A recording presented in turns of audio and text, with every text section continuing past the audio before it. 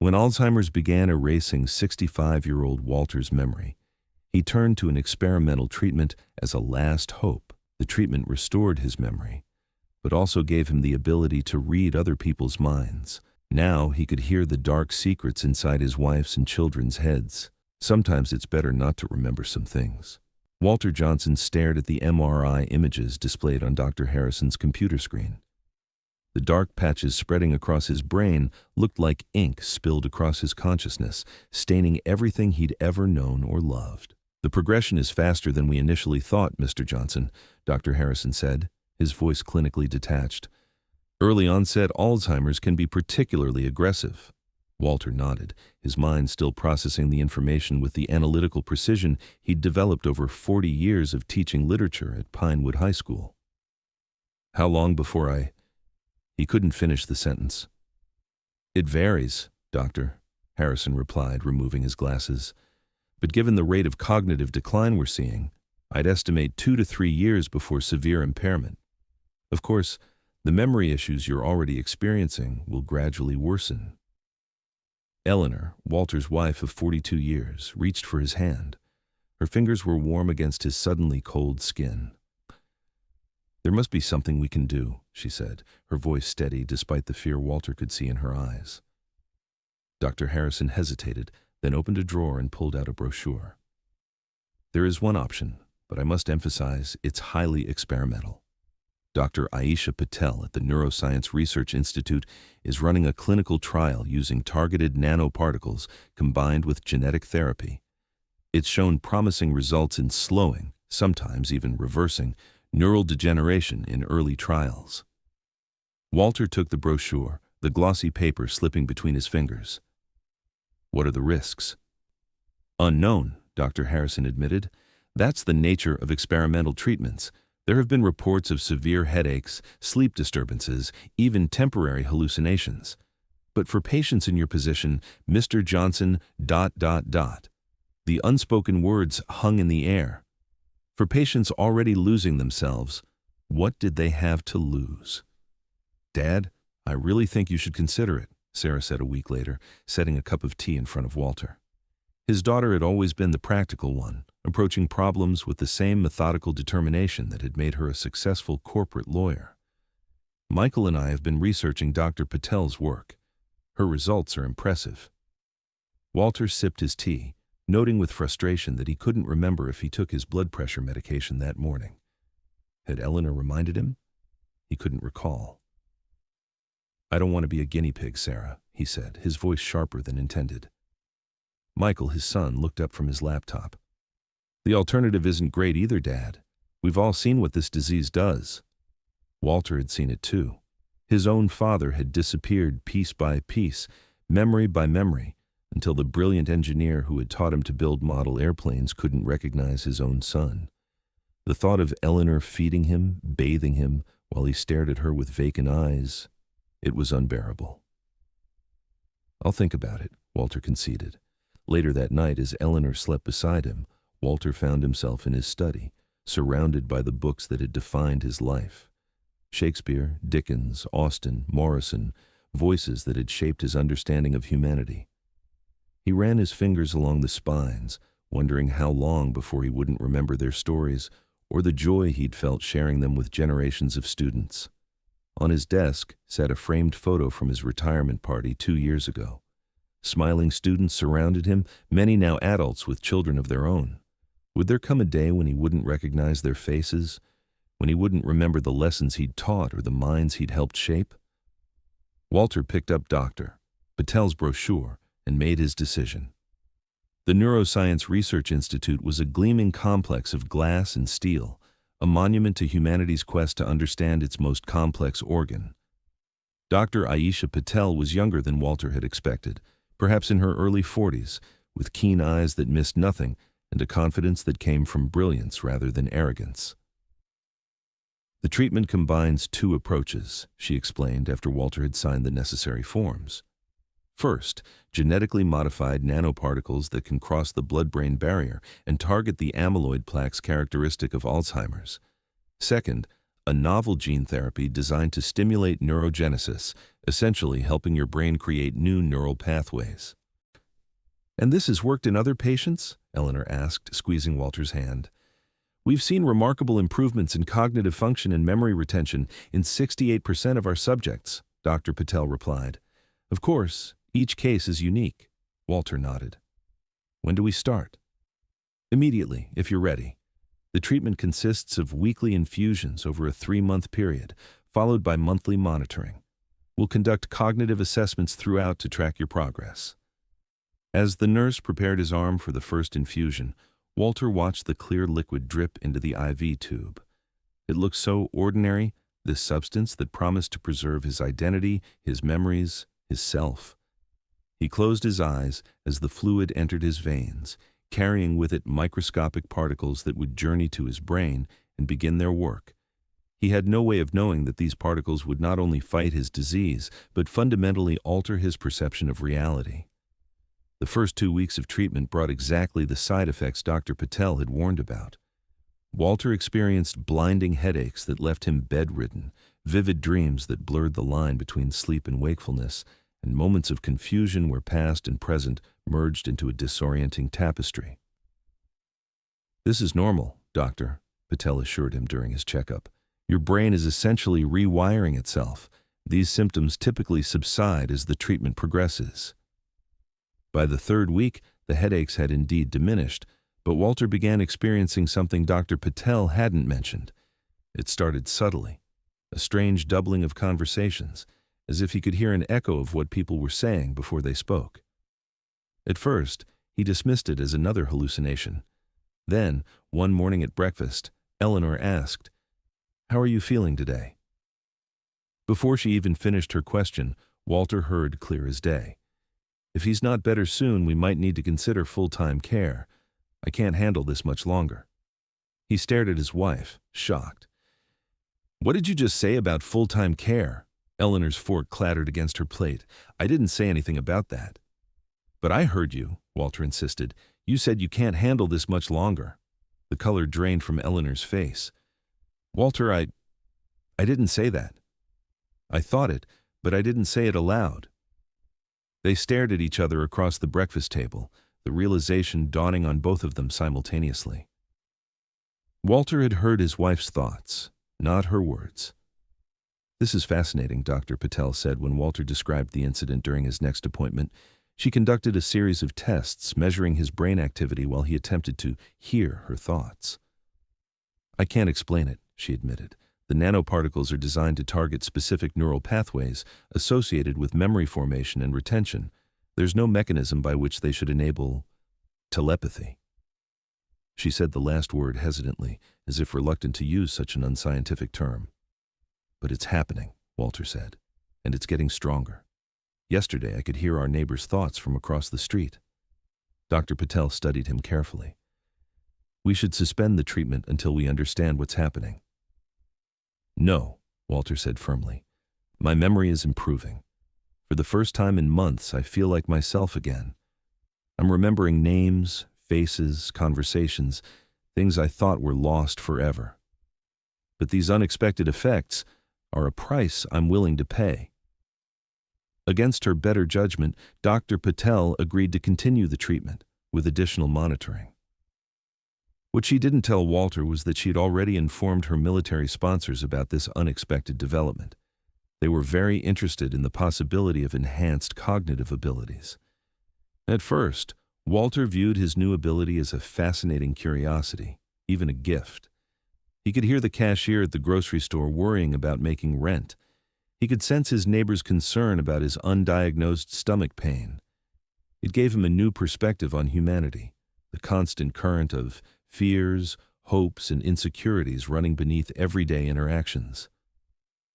Then, he began hearing his family's thoughts. One evening, as Sarah and her husband David joined them for dinner, Walter was passing the potatoes when he heard David's voice in his mind. "God, these dinners are painful. If Sarah's father wasn't sick, I wouldn't be here pretending to care about their boring lives." Walter nearly dropped the dish. He looked at David, who was smiling politely while internally seething with contempt. Then he heard Sarah. "David's been so distant lately. I know he's hiding something about those late nights at the office." Throughout dinner, Walter was bombarded with his family's unspoken thoughts. Michael worrying about money and viewing these family dinners as an obligation rather than a joy.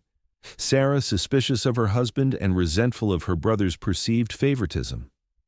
David mentally cataloging the assets he could hide before filing for divorce. And Eleanor, his Eleanor, whose thoughts should have been the most familiar, harbored the most painful secret of all. Michael looks more like James every day. Thank God Walter never suspected. Walter excused himself early, claiming a headache. It wasn't entirely a lie.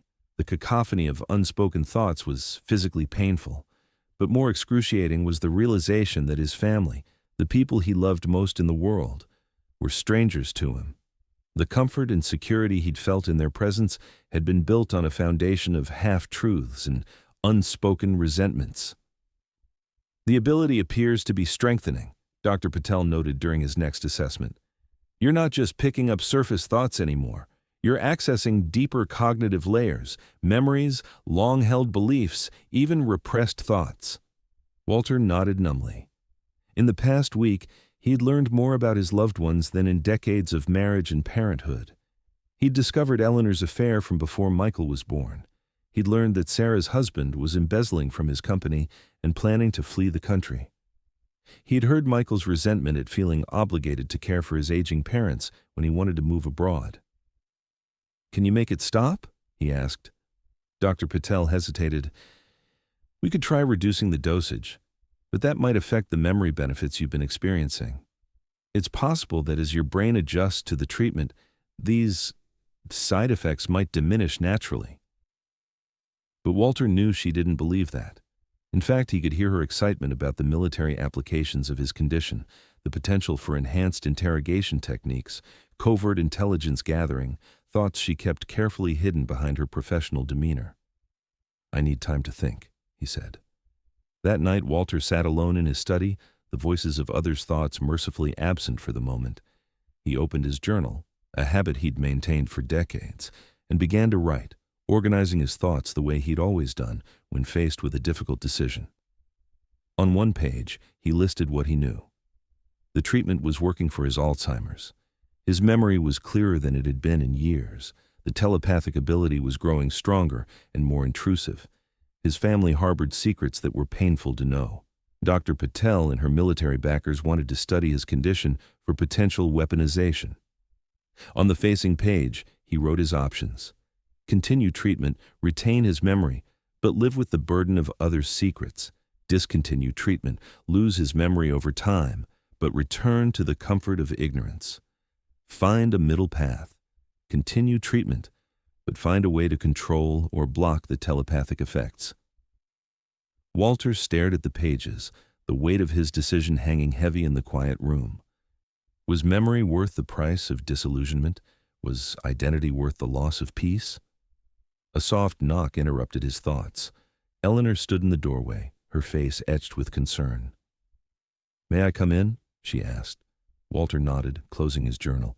He braced himself for the inevitable flood of her thoughts, but tonight he found he could focus enough to keep them at bay, at least partially.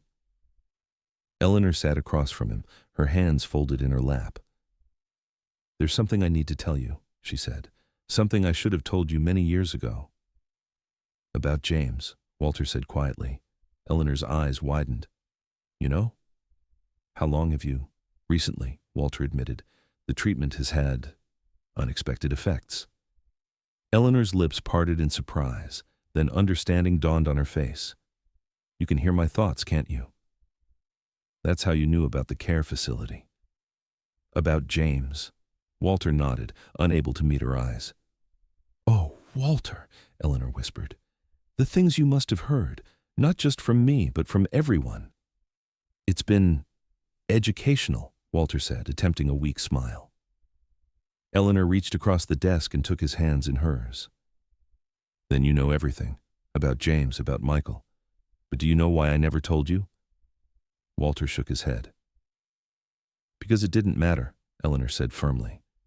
"James was a mistake, a brief relationship before I met you. When I discovered I was pregnant, we were already in love. I didn't want to lose you, and I knew you would love Michael as your own, which you did, completely. Michael is your son in every way that matters." Walter felt tears forming. But why keep it secret all these years? At first, out of fear. Then, as time passed, it seemed crueler to reveal it than to keep it hidden. You and Michael had such a beautiful relationship. Would knowing have changed how much you loved him? Walter considered this. "No," he admitted. "It wouldn't have." "Some secrets," Eleanor said gently, "aren't kept out of malice, but out of love." The next morning, Walter called Dr. Patel. "I've made a decision," he told her. "I want to continue the treatment for my Alzheimer's, but I want your help developing techniques to control this telepathic ability.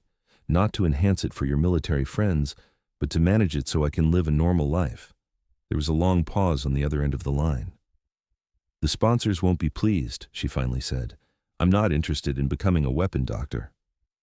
Patel. "I just want to keep my memories without losing my peace of mind." After another lengthy silence, Dr. Patel sighed. "I'll help you, Mr. Johnson, against my better judgment and certainly against my funding requirements, but I'll help you." Over the following months, Walter worked with Dr. Patel to develop cognitive techniques to filter the thoughts he received from others. It wasn't perfect. Strong emotions still broke through his mental barriers, but it gave him enough control to function in society again. The treatment continued to halt his Alzheimer's progression, preserving his precious memories and sense of self. But more importantly, Walter learned to balance knowledge with compassion, understanding with discretion. He chose not to confront Sarah about her husband's embezzlement directly, but instead connected her with a trusted financial advisor who helped her discover the discrepancies herself. He didn't tell Michael he knew about his resentment, but instead initiated honest conversations about expectations and boundaries in their relationship. And with Eleanor, he found a deeper connection, built not on idealized perceptions, but on genuine understanding. They had both kept secrets. She about Michael's parentage, he about his fear of becoming a burden as his disease progressed. Now, with those secrets in the open, they could face their remaining years together with authentic intimacy. 1 year after beginning the experimental treatment, Walter sat in his classroom at Pinewood High School. He had returned as a volunteer literature teacher, sharing his passion for great books with a new generation of students. His mind was sharp, his memory clear, and his ability to hear thoughts now controlled enough that he could use it selectively, to identify the struggling student who needed extra attention, to recognize the teenager hiding pain behind a facade of indifference. Walter had learned that memory, like knowledge, was neither wholly a blessing nor entirely a curse. It was a responsibility, to be carried with wisdom, used with discretion, and shared with compassion. At home that evening, Walter added a final entry to the journal he had kept throughout his treatment. "Some things are worth remembering. Some things are better forgotten. The wisdom lies in knowing the difference." He closed the journal and joined Eleanor on the porch, where they sat together watching the sunset, their thoughts, spoken and unspoken, finally in harmony. If you enjoyed this story about memory, secrets, and the wisdom to know what's worth holding on to, please hit the like button and subscribe to our channel. Your support helps us create more thought-provoking stories like this one. Don't forget to turn on notifications so you never miss our weekly uploads. Leave a comment below with your thoughts. What would you do if you could read the minds of your loved ones? Would you want to know their deepest secrets? Thank you for watching.